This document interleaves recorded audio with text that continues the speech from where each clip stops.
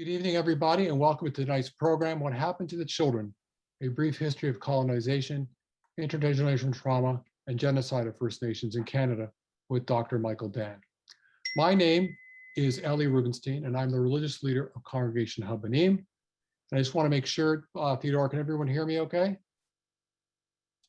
Yep, sounds good. Good.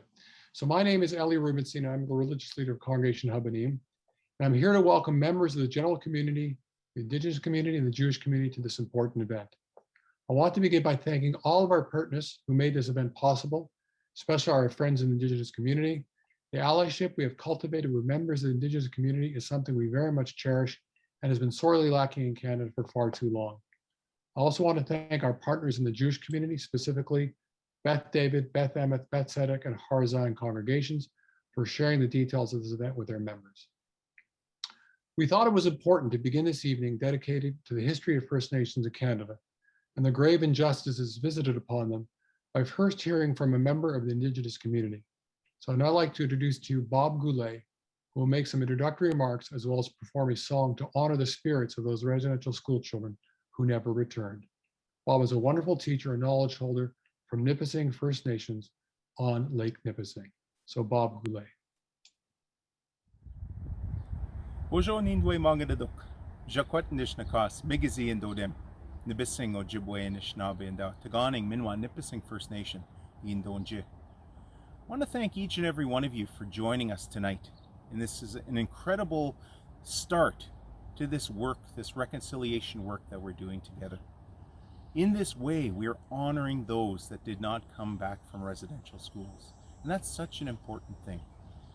I do urge each and every one of you, as you begin or continue your work in reconciliation, to do one of a number of things. I ask you to commit to lifelong learning about Indigenous peoples. Take a look at Chapter 4 of Unmarked Graves in the Truth and Reconciliation Commission's final report. Read the stories that are contained in the TRC's final report and get to know those 94 calls to action. The second call that I'm asking you is to begin or continue your role in being an ally. Learn about what it means to be an ally, to show that support and that unconditional love and respect that you have for all First Nations, Métis, and Inuit people. And finally, I do ask you to put down your tobacco, offer your prayers, offer your words to the Spirit. No matter what spirit you identify with, no matter how you call the Spirit, to do that in a good way. And think of those families, those communities, and the loved ones who are remembering and who are hurting at this time and mourning the loss of those that didn't come back from residential schools. I want to thank Dr. Michael Dan. He's been a tremendous ally and continues to be an ally for many First Nations, Métis, and Inuit people across Canada. Thank you for your presentation tonight. It is incredibly enlightening, and it's so important to learn why these things have happened, to learn about that difficult past, and to understand the truth that we call Debwe Win of Indigenous peoples, and in particular the story of those residential school survivors and the children that did not return. I'm going to offer this honor song that will lift up the spirits of those little ones so that we remember them, that they're lifted up, and we remember that in the spirit world they're being taken care of by their clan, by their family, by the loved ones that are there, and we'll never forget them. Chimigwech.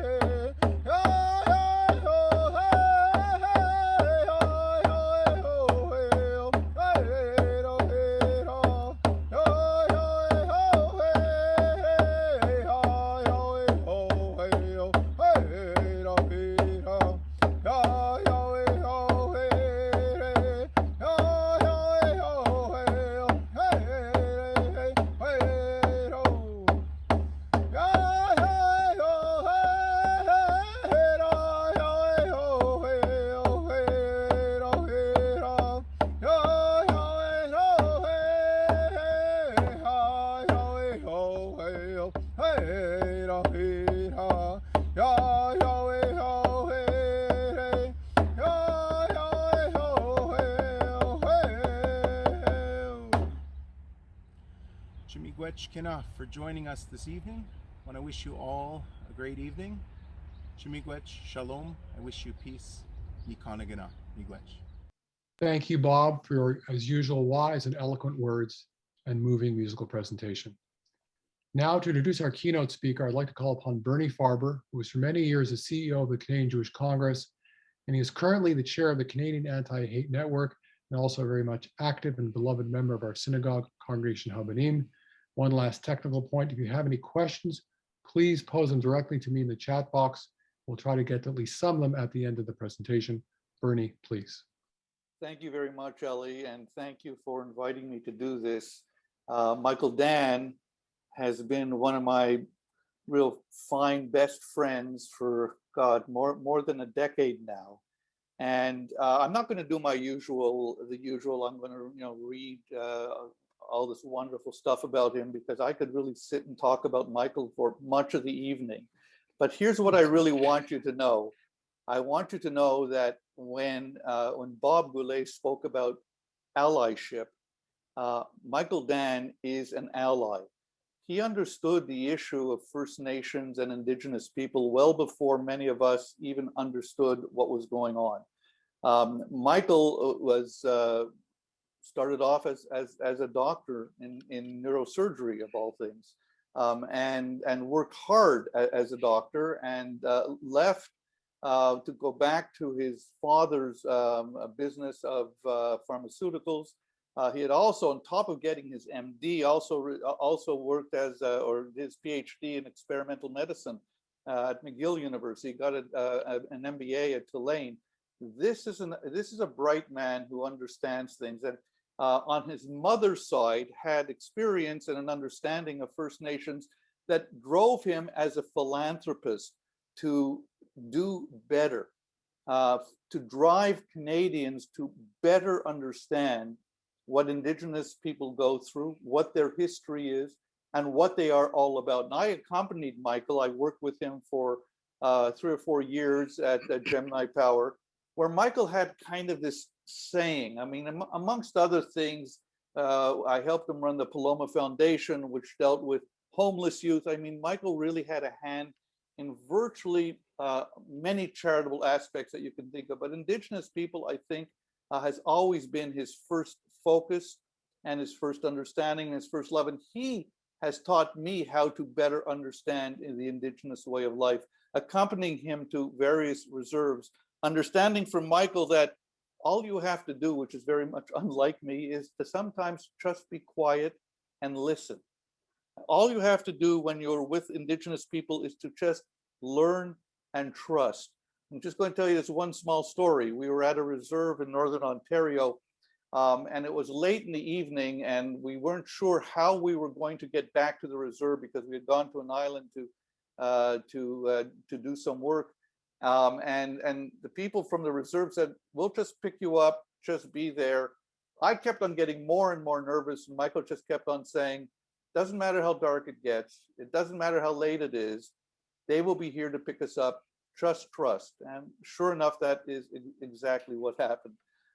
So little by little, I learned the history, I learned about residential schools, I learned about the genocide that we perpetrated historically on First Nations people. And the presentation that Michael is going to share with you today is a learning experience for all of us. This gives us all an opportunity to better and more clearly understand our history. So I thank you all for being here. But mostly I want to thank Michael, because despite a lot of nonsense that he had to go through, a lot of criticisms, because he was one of the first to stand up, one of the first non-Indigenous people to stand up and say, what Canada did to First Nations people was in fact a genocide. We're not talking about a cultural genocide, we're talking about an actual genocide. And there were a lot of people that didn't want to hear this. Many more are hearing it obviously today after the TRC, but Michael was a pioneer in this. And he is self-taught, he is self-learned, and mostly he has gained the wisdom and respect of elders within the Indigenous community that trust him. So now sit back, trust him, and learn. Michael Dan.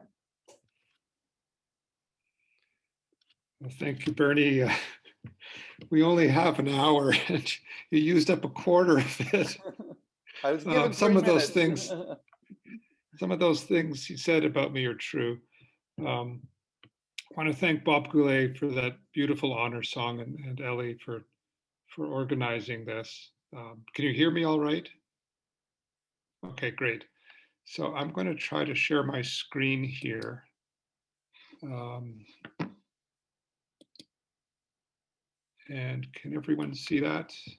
Bernie, yes, okay. So there's a lot going on this title page of my talk. Brief History of Colonization, Intergenerational Trauma and Genocide of Indigenous People in Canada. Some people would say, well, the title should be Indigenous People of Canada, but in fact, many Indigenous people would view that as a mild insult because they do not belong to Canada, they belong to themselves. So they're Indigenous people in Canada. On the top right-hand side is a newspaper clipping from the Toronto Star from July 2013. And this is an article that Bernie and Chief Phil Fontaine and myself, we wrote in the span of about 30 minutes. And this was on the heels of some nutrition experiments that I'll talk about later tonight. But it really, I think, opened a lot of people's eyes. And for a while there, it was featured in the Canadian Museum of Human Rights in Winnipeg.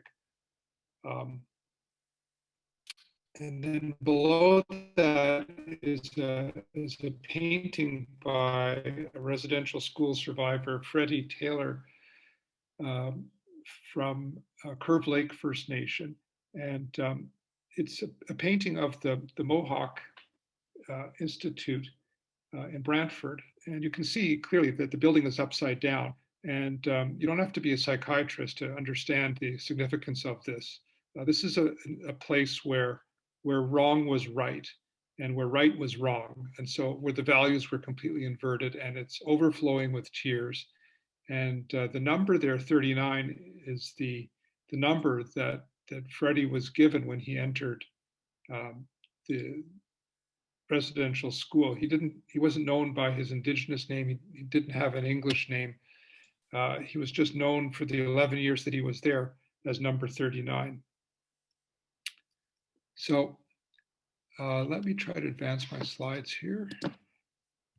Okay, I want to dedicate this talk to a dear friend who's passed on, Calvin Ottertail. Calvin was about as old when he passed away as I am today. So you can do the math and figure out that I'm about 60.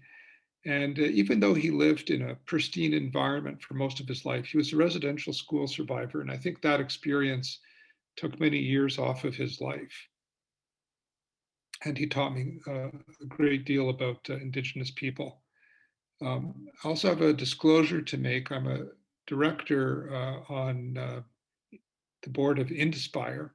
And this is one of Canada's top 10 charities. And they support Indigenous people through grants and are just doing a fantastic job. And I'll maybe have a chance to talk more about them later.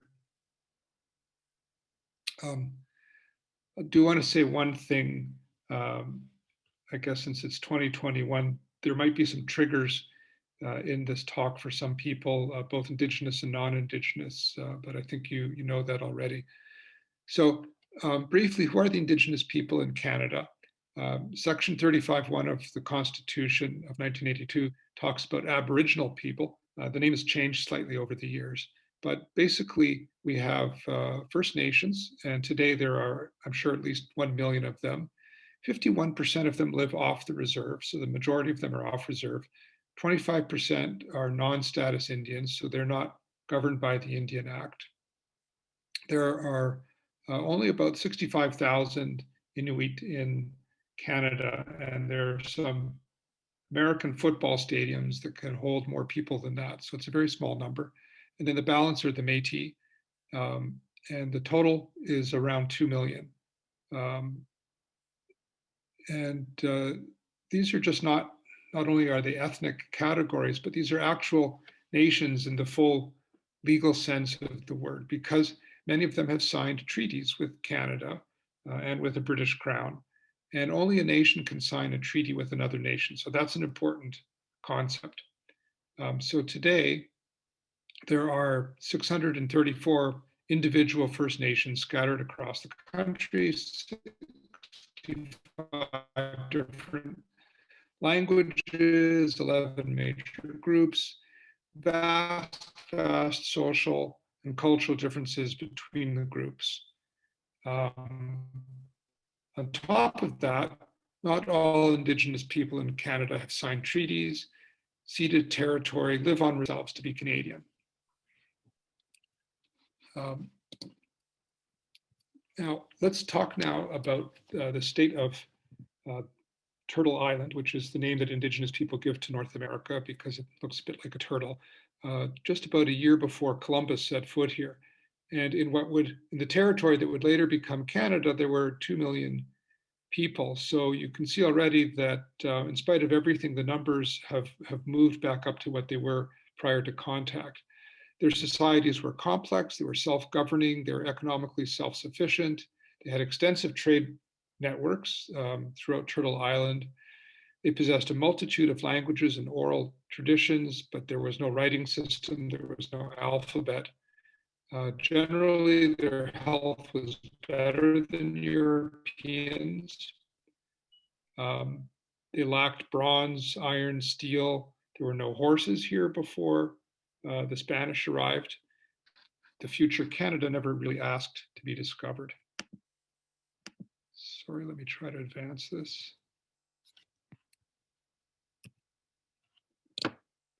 Okay, now, one thing that a lot of people aren't really talking about today, but I think it's worth exploring, is how did the Indigenous mind think prior to contact? And there's been some very good work done in almost 100 years ago by a Soviet psychologist, Luria, who studied perception, problem solving, and memory in the non-literate Indigenous people of Central Asia. And what he basically concluded was that people who come from oral cultures are much more holistic in their thinking than people who've grown up learning to read and write. And as an example, he gave his subjects a very simple question. He showed them a picture of a log, a saw, a hammer, and an axe. And he said, which item does not belong in this group? And the people who've had a little bit of training and reading and writing, they would look at this collection of 4 objects and they would immediately deduce that 3 of them are tools. They're made of metal. And they would say, well, the log doesn't belong. But the non-literate people in Central Asia, they would look at that and they would say, well, they kind of all go together, because you need the axe to chop down the log, and then you need the saw to saw it into smaller pieces, and then the hammer, hammers, and nails. So they all belong. And that's holistic thinking. There's some other characteristics of how Indigenous people think. Later in the 1930s, Milman Parry from Harvard studied the bards of Yugoslavia. And these are people who were completely illiterate, but they could recite from memory epic poetry 8 hours in length. It would take them several days to do this. And it was their memories, they had trained themselves so well, they had these phenomenal memories. And from this, Parry hypothesized that the Homeric epic, such as the Iliad, may have originated as an oral composition that was just passed down along the generations. And then finally, in the 1980s, Walter J. Ong described how the transition from orality to literacy influenced culture and changed human consciousness. So not everyone in the world thinks exactly the same way. And oral cultures tend to see the world in holistic terms. And what's important, I think, is to remember that orality is really our natural condition as a species, and that literacy changes the way our brains work and literally changes the physical structure of the brain. Um, what's sad in a way is that literate societies look down on oral societies. They regard them as savage and uneducated. And that's, in my experience, it's completely false. And this is one of the foundational biases in our Western culture. Oral societies, in fact, are highly educated and they're highly ethical. What they don't have are written laws, reference libraries, they don't have best-selling authors and statisticians. And all of this sort of comes to a head in the residential school experience because to my knowledge, there are no Indigenous Anne Franks or Elie Wiesels or Primo Levis. There was no one who bore witness to what happened in the residential schools and kept a diary and wrote memoirs. It didn't happen. It wasn't until generations later sometimes that the impact of these residential schools was described. So the other thing to know about Indigenous knowledge and knowledge keepers such as Bob Goulet is that their fount of knowledge is more precious than silver or gold. And the elders and knowledge keepers, they are custodians of thousands, and one of my favorite examples are called the Three Sisters. So the Three Sisters are corn, beans, and squash. They've all originated here on Turtle Island. And corn arose from a single domestication of this wild grass called teosinte in southern Mexico 9,000 years ago. And if you look at the grass and you compare it to corn, there's almost no comparison. But the very existence of corn implies a very selective breeding program until larger and larger sizes of grains were produced. And then you have companion planting with beans and squash, and the beans provide symbiotic nitrogen fixation for the corn, and then the squash has these huge leaves that cover the ground, and that controls the moisture. So it's really an amazing arrangement. But I think to top it all off, if people, they develop a vitamin B deficiency, and it was the Indigenous people who figured out that you have to pre-soak the corn grains in this alkaline water to liberate the niacin and to prevent the pellagra. So these are all a series of amazing scientific observations, and they're all passed on orally from one knowledge keeper to another. When the conquistadors returned to Spain after plundering gold and silver from the indigenous people of Mesoamerica, the result was rampant inflation and eventually war. And you compare that to how many billions of people in Europe and Africa and Asia were fed by corn over the past century. It's quite an amazing comparison. So just a word now about the historical health of Indigenous people. In general, this was very good and prior to contact. So the Plains First Nations were literally among the tallest people in the world. We know this just from measuring the lengths of their femurs from the skeletons. And Abraham Maslow, some people might remember from Psych 101, he developed this hierarchy of needs. And he spent some time with the Blackfoot community in Alberta, and he observed that, and this was in the 1930s, which was quite an amazing observation because residential schools were in full swing. But 90% of the Blackfoot were more emotionally secure, or they're more emotionally secure than 90% of the control group, who were settlers. Settlers meaning people who were living, contemporaries, but who had a European ancestry.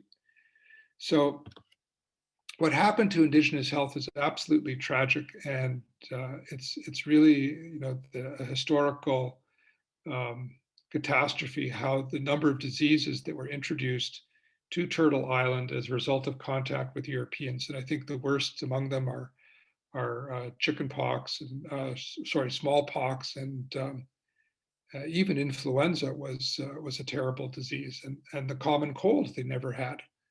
So the mortality rate in Indigenous communities after contact with European diseases was in the range of 80 to 100%. Some were completely wiped out. And if you compare this to, and I don't often use this term, but the mortality rate from the Holocaust, it was only 63% only, but it was 63% of European Jewry. So Indigenous people suffered more from infectious diseases. They were wiped out more than we were by the Holocaust. The problems with Indigenous health continue to this day. In 2016, the on-reserve registered Indian population in Canada had a Human Development Index that was in the 78th rank. So that was ranked below Iran, whereas the rest of Canada ranked 12th. And what's really shocking is in 2018, the average annual rate of TB among the Inuit was 290 times the rate of TB among Canadian-born non-Indigenous. So it's absolutely devastating. This slide shows what's people refer to as the Columbia Exchange, or the Columbian Exchange. And this is really how goods and people and animals and diseases moved from the Western world to the Eastern Hemisphere. And you can see that many of the foods that we take for granted in Europe, so tomatoes and potatoes and all of that didn't exist in Europe prior to Columbus's time. And similarly, there are a whole slew of diseases that moved from Europe to Turtle Island. And as a result of this, 10% of the world's population, so we think maybe 50 million people, 50, between North and South America, died off. And as a result of this dying off, there was a regrowth of forests, in particular in South America, where the Amazon was more like a giant garden, where all the trees were carefully planted and tended. And when the population died off, there was this huge regrowth of forest, and it caused a global cooling. We're only starting to put together all the pieces now. So new to Turtle Island were wheeled transportation, metallurgy, money, and the alphabet. Now, I'll skip forward a few years to 1763. This was an absolutely pivotal time in the history of the relationship between Indigenous. As you'll remember from your history lesson, France and Great Britain and Spain were all kind of fighting for a piece of Turtle Island. And the 7 Years' War concluded with the Treaty of Paris. And in this treaty, France surrendered all of its North American territories, except for these two little islands off of Newfoundland.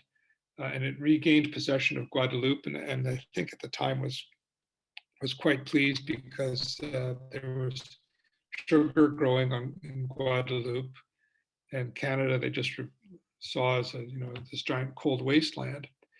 But during the 7 Years' War, some Indigenous communities fought as allies of the British, some fought as allies of the French, and Chief Pontiac, who's an Odawa chief, was a former ally of the French. Once the French left, his thinking was, well, the British are going to come after me because I'm their enemy's friend.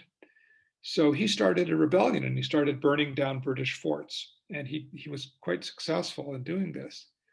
And Lord Amherst contemplated using smallpox infected blankets as biological weapons against Pontiac. But the net result of all of this was that King George III issued a royal proclamation. So it's the Royal Proclamation of 1763, or RP 1763. And it's not a treaty, it's just sort of a royal monologue.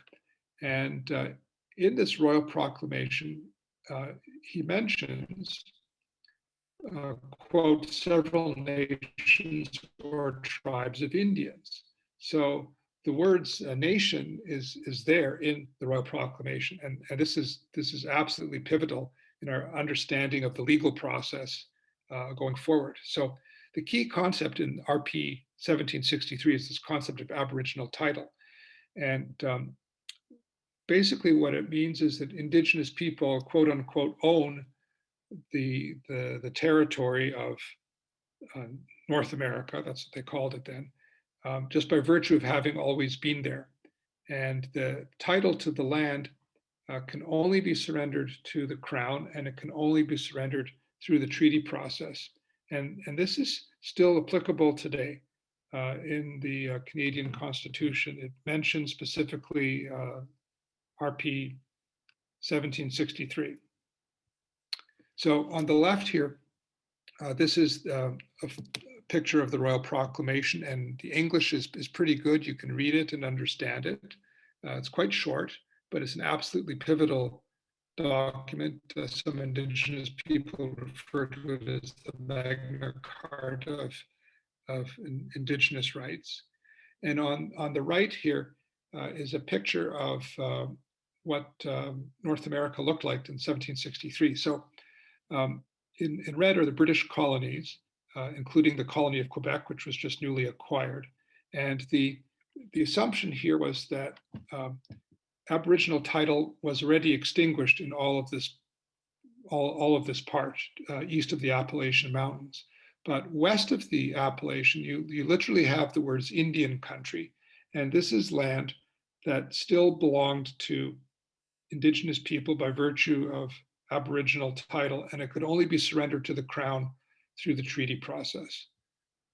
So what is an Indian treaty? And it's an agreement between two sovereign nations. And there are basically two kinds of treaties. There are the peace and friendship treaties, and these are oral agreements, and they set out an ethical standard of conduct, and they have some very interesting names like Turo Wampum and Silver Covenant Chain, and one of my favorites, the Dish with One Spoon. And these are regarded as valid and binding to this day by Indigenous people. But they're oral agreements. And then the second type of treaty are the formal treaties. And these involve this legal concept of consideration. So consideration is something for something. So the Indigenous people over to the Crown, and it's extinguished, and in exchange they receive something. And what they receive is an annuity or clothing or farm implements, or they receive in Treaty 6, it was a medicine chest. And this makes the exchange legally binding, the fact that something was given for something. And there are basically three types of formal treaties. There are the pre-Confederation treaties, which were entered into prior to 1867, then the numbered treaties, which were 1871 to about 1930. And then there was a lapse, and then modern treaties, which are kind of in our own lifetime. So this is all well and good, but to Indigenous people who think holistically, ownership of land is a completely alien concept to them. And you can't own Mother Earth. It's more like, Mother Earth owns you. And the role of humanity is one of stewardship of the earth and taking care of her rather than exploitation and resource extraction. So it's not really clear if the two parties to these treaties ever really understood. But regardless of that, Indigenous people have, and to this day, they still hold feasts to honor the treaties. But what was recognized in 1763 was systematically extinguished piece by piece by piece through the treaty process.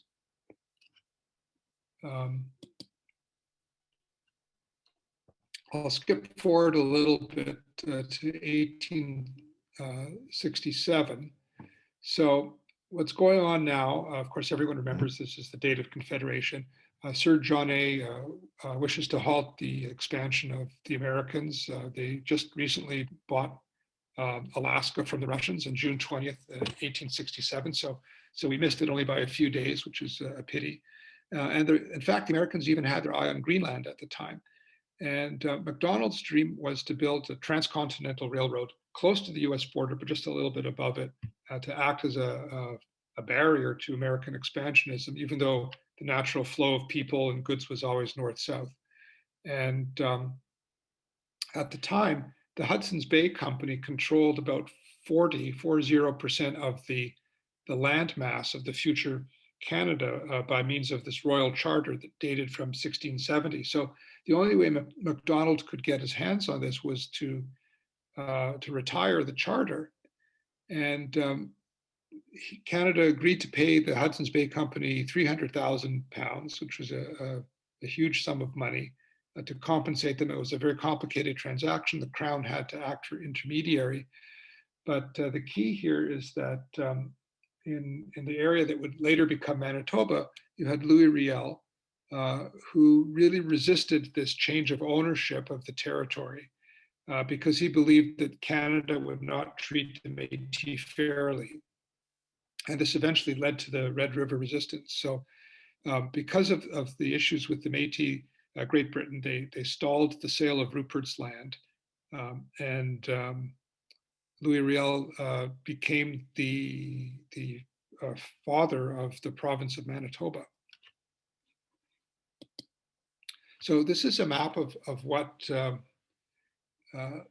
future Canada looked like in 1867. So at the bottom, you kind of have these, two normal looking provinces, New Brunswick and Nova Scotia, and two kind of funny, ugly looking provinces, Ontario and Quebec. They got bigger later, but they're all sort of fused together. And this is what our flag looked like at the time.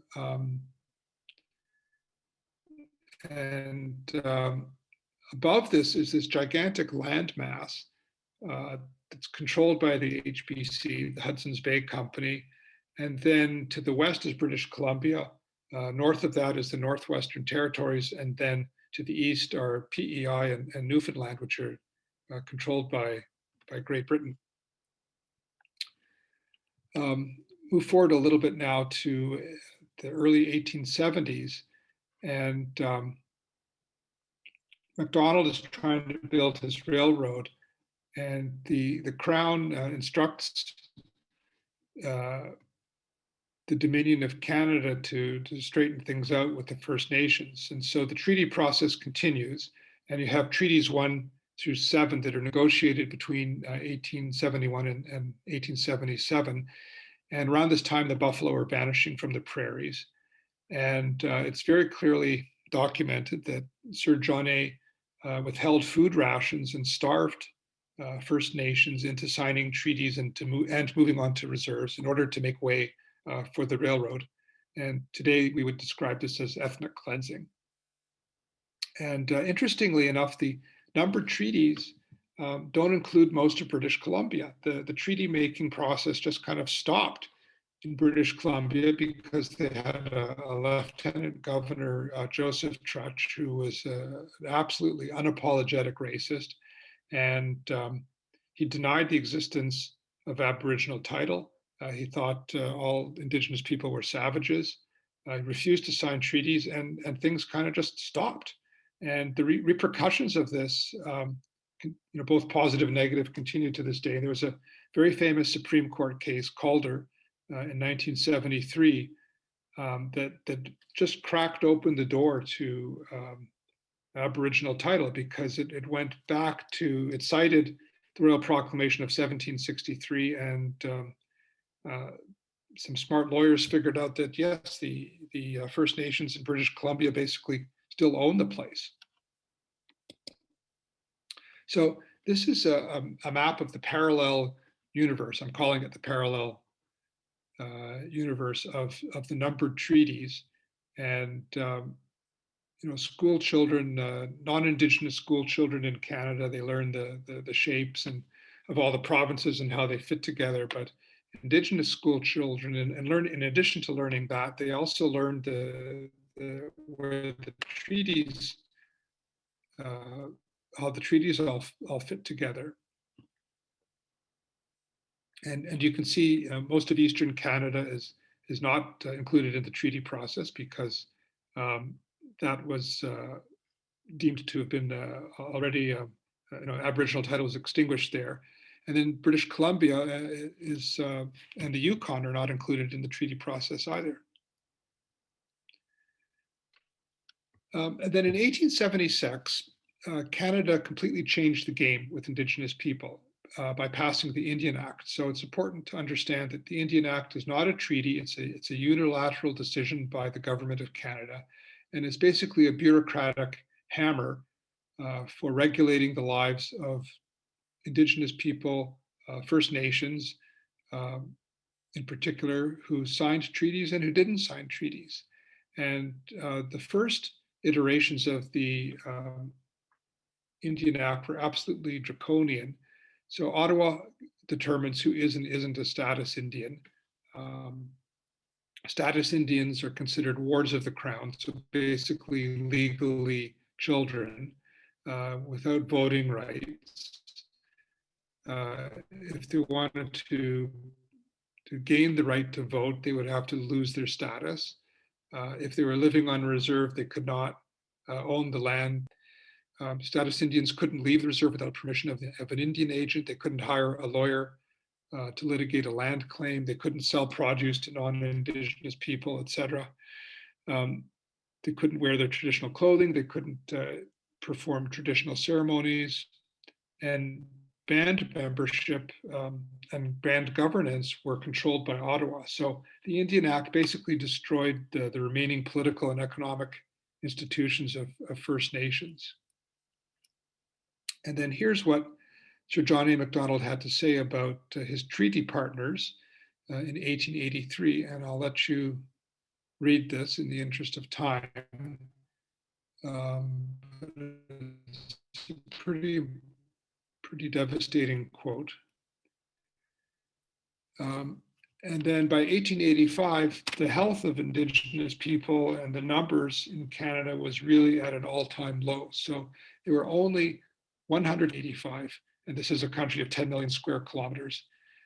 They constituted 2.2% of the Canadian population, and their numbers were basically at 5% of the pre-contact level. So 95% of the Indigenous population that was there in 1491 just simply disappeared.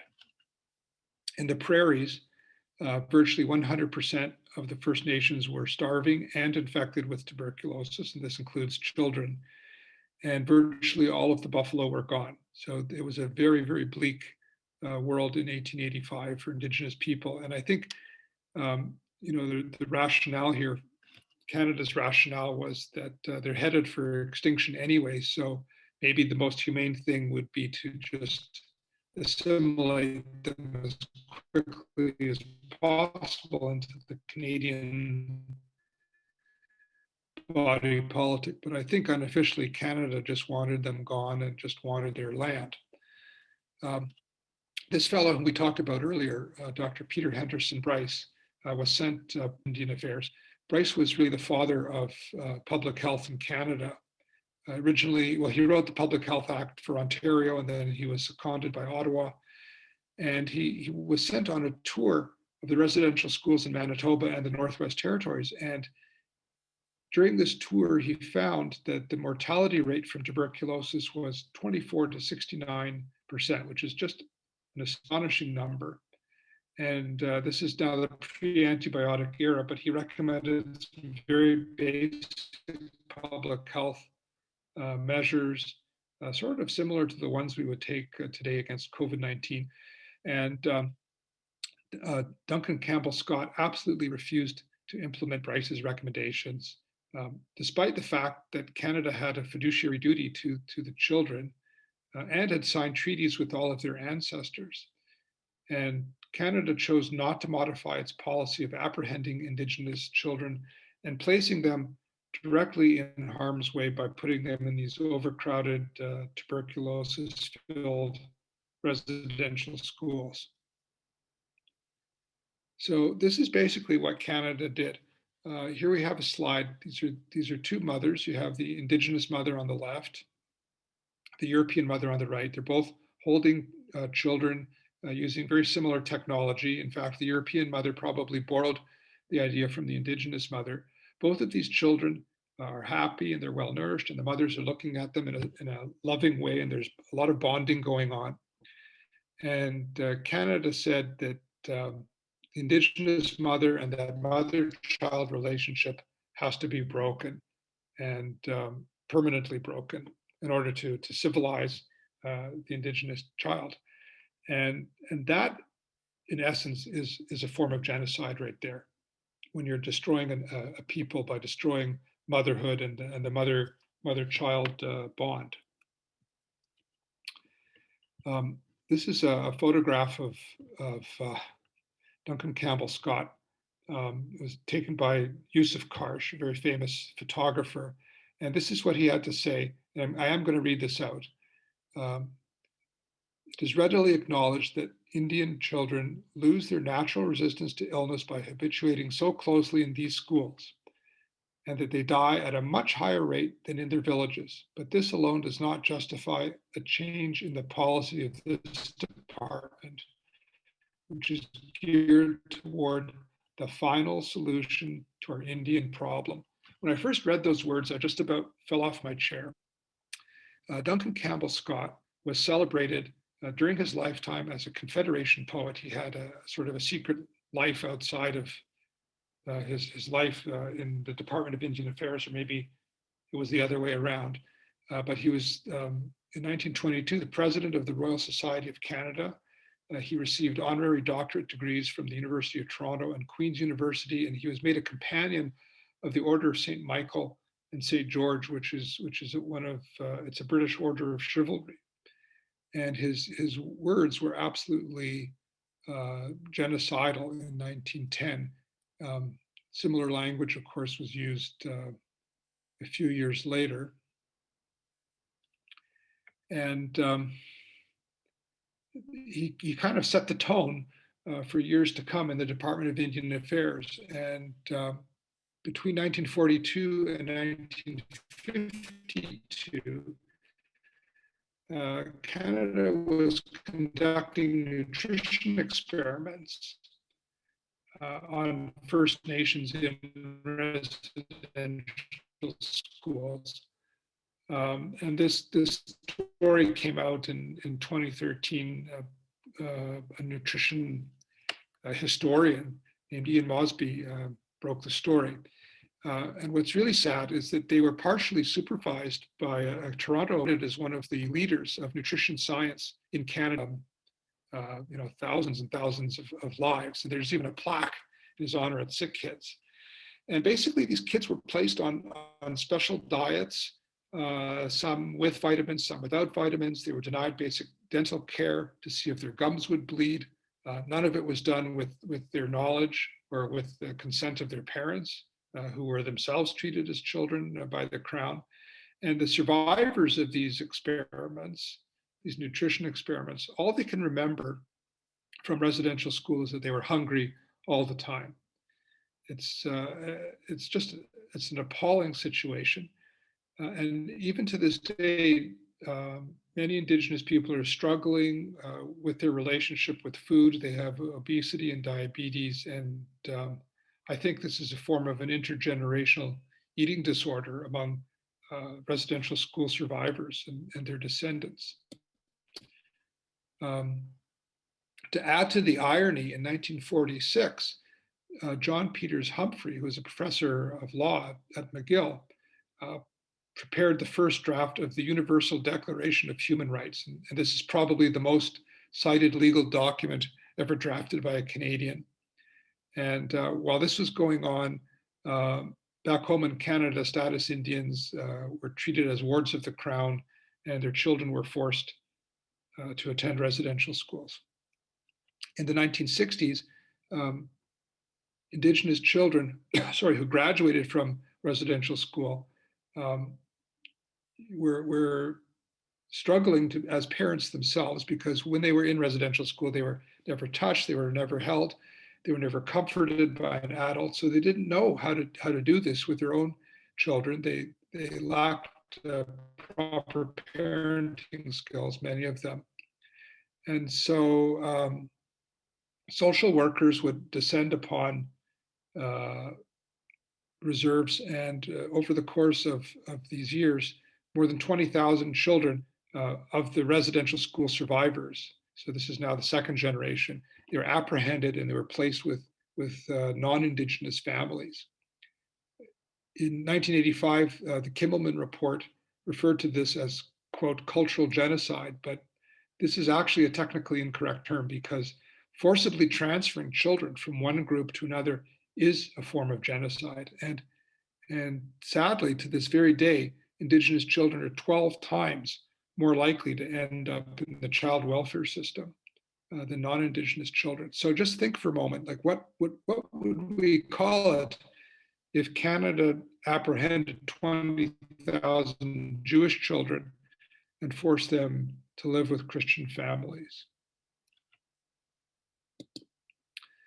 By 1997, the last of 139 residential schools closed. And, in retrospect, I mean, it was clear that the explicit purpose of the residential school system was to destroy the mental, emotional, and spiritual aspects of Indigenous identity, and just to place children in an environment that would physically harm them. There wasn't even a standard academic curriculum until the 1950s. Students were simply given a number instead of a name, like Freddie Taylor in the first slide. In total, 150,000 children attended residential schools from the time the first one opened in 1830 to 1997. At least 6,000 died while attending residential schools. We're starting to uncover some of the forensic evidence, and it's pretty appalling. And I think that number 6,000 will end up being much higher. In 2008, Prime Minister Harper offered a full apology for the residential schools. The Truth and Reconciliation Commission was established. And then in 2012, the same Harper government decided to defund Indigenous health. National Aboriginal Health Organization, Native Women's Association of Canada, the ITK, all of their health budgets were cut, or they were disappeared altogether. Finally, in 2015, the Truth and Reconciliation Commission concluded that Canada had committed cultural genocide against Indigenous people, and there was a $3.8 billion compensation package. And in order to receive the compensation, the survivors were basically re-traumatized by having to explain what they went through. And I had a discussion. I was fortunate to have a discussion with Murray Sinclair, and I asked him, like, what is this cultural genocide? And he said, listen, the TRC did not have a mandate to find criminal wrongdoing. So they settled on this term cultural genocide, the same one that was used in 1912, genocide. And then in 2016, they straightened things out with Newfoundland, which wasn't part of Canada until 1948. So, whoops, let me go back. I think we all know this stuff: crimes against humanity, certain acts that are purposefully committed as part of a widespread or systematic policy directed against civilians in times of war or peace. These are not isolated or sporadic events. They're part of a government policy. And then genocide. definition of genocide, first, it's important to understand that not all genocides involve death camps and crematoria. So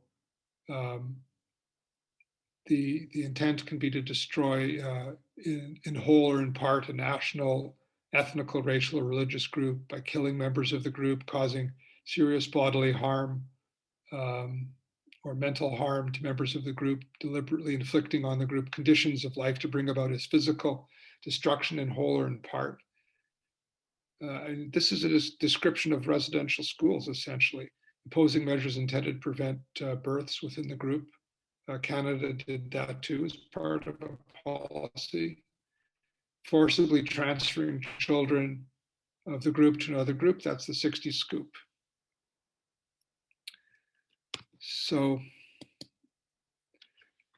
for my last slide, I want to talk a little bit about what is reconciliation.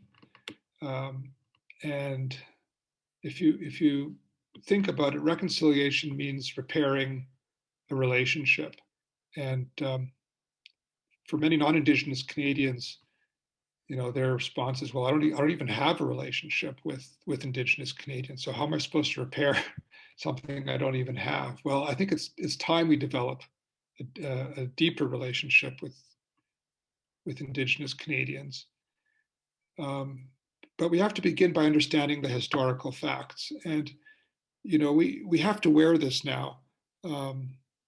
Canada's treatment of Indigenous people constituted crimes against humanity. You know, when you start finding bodies in unmarked graves, and this wasn't a mass burial, this was many, many burials over the course of years, children who had numbers instead of names, who were buried in unmarked graves. That's absolutely, that's the definition of a crime against humanity. We have to understand the present situation. Systemic racism and discrimination against Indigenous people is very much alive in Canada today. And we all pay a price for it, not just Indigenous people. We have to learn to listen and hear with an open mind and an open heart to the stories of the survivors. And we have to value the gift of seeing the world through Indigenous eyes, not just through our analytical Western lens, but through the holistic oral traditions of Indigenous people. There's a tremendous amount of wisdom and knowledge that they carry with them, and they have much to teach us. And it's a two-way street, obviously. And then we really have to demand to see measurable progress. You know, the relationship can't just be a qualitative one. There are numbers that we can measure. The Human Development Index of on-reserve Indigenous people has got to move up from number 78 in the world. The TB rate among Inuit has got to come down, and we can measure all of these things. We've made great progress in reducing, we haven't completely eliminated, of course, racism and discrimination against other groups, against women, against visible minorities, anti-Semitism, Islamophobia. And what we've achieved with these groups, we can use that as a model of success for repairing the Indigenous settler relationship. So I'm just mindful of the time here. I want to leave you with two thoughts. Number one, know whose land you are on. Part of the territory of Canada was surrendered to the Crown through the treaty process. Part of it was not. Most people don't know that our own capital, our own parliament building is on unceded Algonquin territory, and they're working on a successful negotiation. It should be done in 2023. But I think it's kind of ironic that our parliament building is on unceded Indigenous territory. And then secondly, although you may not personally be responsible for what Canada did to Indigenous people, you are still bound by the treaties, and these are sacred treaties in the eyes of Indigenous people. So the treaties aren't just the oral, they aren't just the written treaties, but they're the oral treaties as well. And the Two-Row Wampum Treaty, I didn't talk about it earlier, but it is a very beautiful treaty. It's kept by the Haudenosaunee,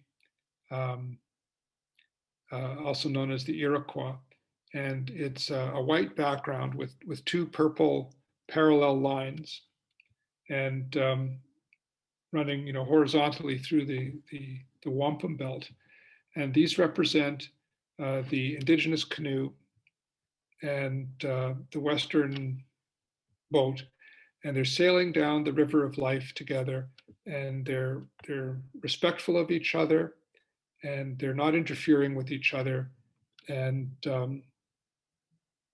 the three white lines represent peace, friendship, and respect. So if the treaties, including the oral treaties, are all sacred, then these are really sacred Canadian values, and we have a long way to go to honor them. Thank you, Michael. Can you hear me? Yes, I can. Okay, so we're going to have a few minutes of Q&A before we conclude with a closing song. And I know you alluded to this in your presentation, Michael, but I think it's very important for you to repeat these answers. Often when you go on the internet and you read newspaper articles about First Nations issues, you'll get like these very, very angry comments, like people saying, what's it got to do with us? We didn't do anything. This was generations ago. This happened such a long time ago. Why can't they get over it? How do you respond to those kind of, they may sound simplistic, but there's a lot of popular thought that takes that kind of antagonistic approach, saying that this wasn't us, this happened 100 years ago, and it happened such a long time ago.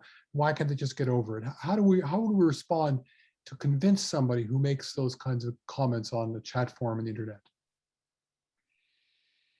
Well, it's hard to get over a genocide that's so fresh. Many Indigenous people would say the genocide is continuing to this day. I would take, obviously these are very emotional comments, and I've found that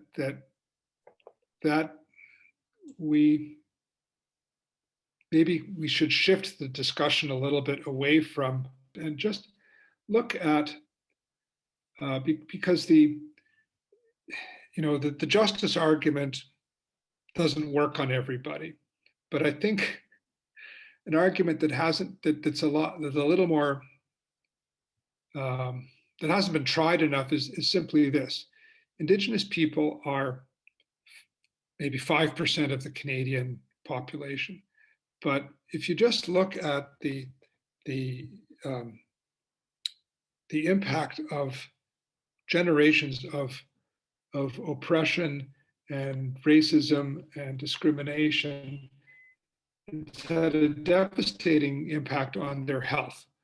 So the burden of disease that the Indigenous population carries is like 3 times the Canadian average easily. So here we have 5% of the population carrying at least 15% of the disease in Canada. It makes sense to do something about Indigenous health. I'm moving the argument completely away from let's get over it.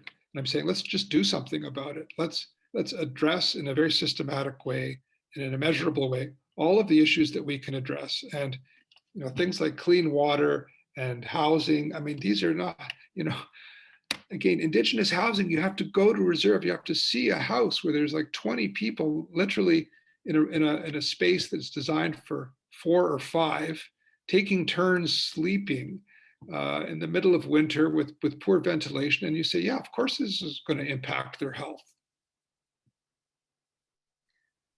I think of some of the personal stories that I've come across, and recently I just saw a survivor of the residential schools talking about how for the first time in her life, I think she might have been in her 60s, she told her child she loved her child, because her mother only told her when she was in her 90s.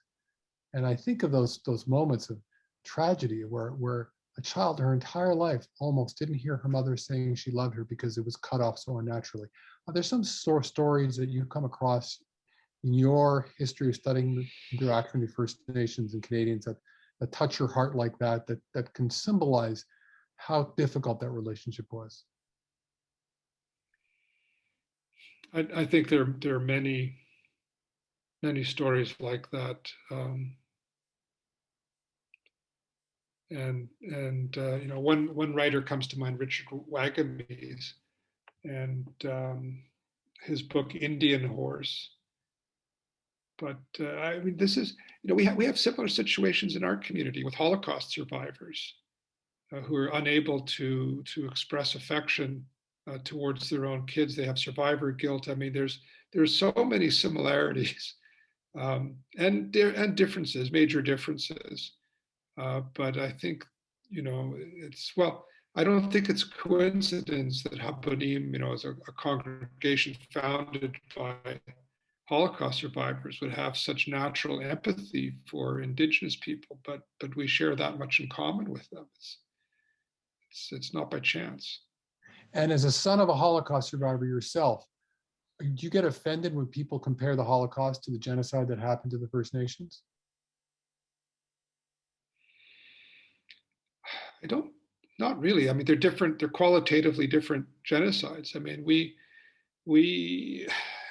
hold on to the Holocaust very dearly, and we say there was, well, some people say there is no other genocide other than the Holocaust. Everything else is genocide light compared to what we went through. But I'm not sure that that's a way of building, you know, empathy between nations and peoples. They're all qualitatively different. The Holocaust was different in different parts of Europe. Well, as you point out in your presentation, that expression, the final solution, the first person to utter that was a Canadian government official towards the First Nations. I mean, that was chilling when I heard that. And as we've discussed recently, there are documented examples of Hitler drawing inspiration from what inspiration's the wrong word, but yes, that's what he would use, inspiration from. So Timothy Snyder, I've been reading one of his books called Black Earth. And he talks about this, how as a child, Hitler was a big fan. There was a German author by the name of, what was his, you know, Karl May. It's how it's pronounced in German, M-A-Y, or Karl May. Karl May, yes. And he was quite a character. He wrote a series of books. These were all, adventure stories, and they took place, you know, some of them in Muslim countries, and some of them, you know, were kind of Western-based, Western style, you know, with a cast of characters like Old Shatterhands. And the substrate of all of these stories was a completely depopulated West, where, you know, there were just a few remaining Indigenous people, and this was, I mean, Hitler gave these books to his generals and said, you know, learn some lessons from Karl May's characters about how they kind of resolved, how they got out of trouble, you know, the last minute, but it shaped his thinking for sure. I mean, you know, the Lebensraum, like he saw the American project as the greatest colonial project in the world, and it began with the elimination of the Indigenous population of America. And this was all, you know, came through in Karl May's books. Yeah, when I read that, I was shocked to see that Hitler drew inspiration from America's genocide towards the Indians, shoving the reservations and killing large numbers of them. Yes. And that became one of the ideas he used for the elimination of Jews. So I think you're right. All genocides are different. Yeah. But the comparison between the Holocaust and what happened to the First Nations is othering of people, devaluing them as human beings, violence, killing, and of course, marginalization. Isn't exactly the same? Of course it isn't, but the parallels are enough for us to make those comparisons. And in the sort of eight steps of a Holocaust, or Yes, 8 stages of a Holocaust, the final stage denial. is where you deny that the Holocaust ever happened. And, Yeah. and many Canadians are still in that stage, unfortunately. So let me ask you one final question before I conclude, and that is, there's individuals and there's government. What, as we individuals, can we do individually? What's the most important thing we can do, you think, as individuals? And what's most important thing that our government can do in terms of, helping, in terms of allyship, in terms of fighting the just cause for our First Nations brothers and sisters? As individuals, I think we should commit to lifelong learning about Indigenous people and about the treaties. And if you want to write a check to Inspire, where I'm a director, be my guest. They do fantastic work. Again, they're very into measuring outcomes. So 90% of the recipients of Inspire grants go on to finish and graduate from university. And of those, 80% find jobs in their communities. So it's a really high success rate. And their vision is for every First Nations, every Indigenous kid will graduate from university within our lifetimes. That will be their goal, and they're like, that's kind of the easiest answer, to what can I do to really help reconciliation along. Give the money to an Indigenous-run charity that knows what to do with it and how to do it.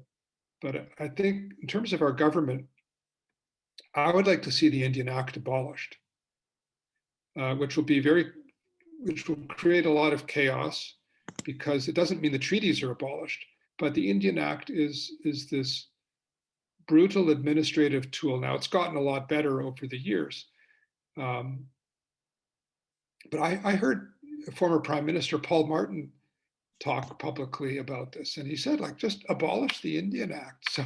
So it would be such an amazing start to a new conversation and a new relationship with Indigenous people, to create a little bit of chaos by tossing out the Indian Act. Okay, so put political pressure on the Canadian government to abolish the Indian Act. Okay. Yeah. Well, it's tall marching orders for us, but I think each of us in our own way can do something to make a difference. And before we introduce our closing song, I'd just like to thank Dr. Michael Dan again for his profoundly moving and very informative presentation. And I want to quote from Elie Wiesel, who once said that the opposite of love is not hate, it's indifference. The opposite of love is not hate, it's indifference. During the Holocaust, the Jewish people's fate was sealed not just by the cruel barbarity of Nazi Germany, but by the cold indifference of most of humanity, especially Canada, expressed towards our fate. That indifference is still a painful chapter in the history of our people, because that is what enabled the Nazis to carry out their crimes. We, the Jewish people in Canada, now find ourselves learning about another set of horrific crimes.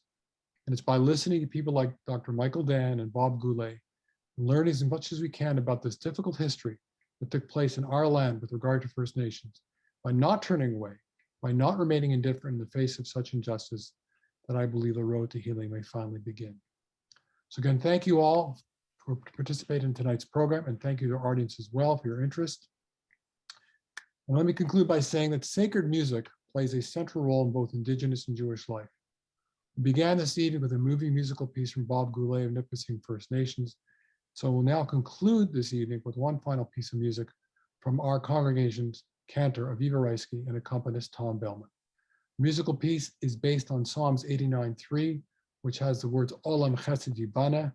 Rabbi Menachem credited the composer of the song we're about to hear, that he based his composition on, understands the verse to mean the world will be built on kindness. Olam Chesed Yibana, the world will be built on kindness.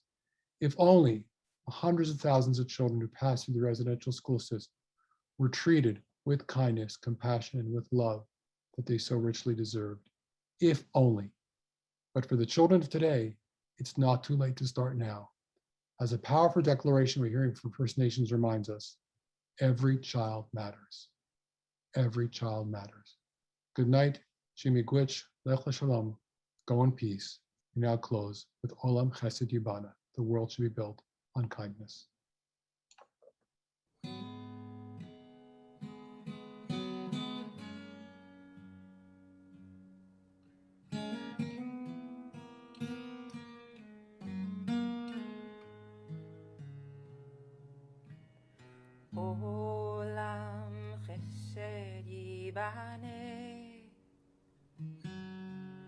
la da da, la da, la da da da. Olam chesed yivane, la da da, la da, la da da da. Olam chesed yivane, la da da, la da, la da da da.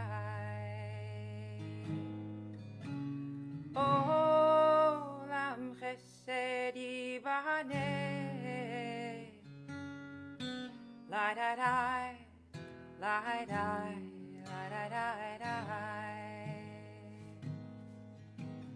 I will build this world from love. La da da, la da, la da da da. You will build this world from love. La da da, la da, la da da da. And if we build this world from love, la da da, la da, la da da da, then God will build this world from love. La da da, la da, la da da da. Olam chesed yivane, la da da, la da, la da da da. Olam chesed yivane, la da da, la da, la da da da. And if we build this world from love, la da da, la da, la da da da, then God will build this world from love. La da da, la da, la da da da.